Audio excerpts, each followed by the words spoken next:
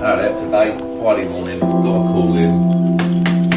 Gas safe engineers to do this boiler. So what we're going to do, get this out, this old Vaillant, put in a new Vaillant EcoFit Pure, put in a trusted Vaillant branded filter to get that additional guarantee, so get a full 10 years parts of labour guarantee for this boiler. And that is it. So we'll get this done, give it all flush round, add chemicals, make sure it's all nice and clean, get a new boiler on, commission it. And that's it, sign it all off, lovely.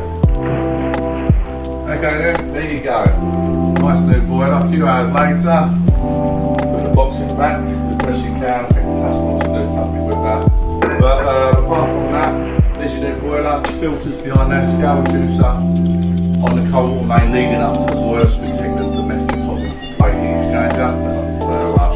So that's all protected. You've got your Vaillant central heat filter on the return pipe, so it circulates, hits the filter before it hits the heat exchanger, and that's it. So boiler's up and running. Radiators are lovely and hot, all dosed up with chemicals, Vaillant, F1 protector, all made good inside and outside, and that's it. All signed off with a nice 10-year guarantee.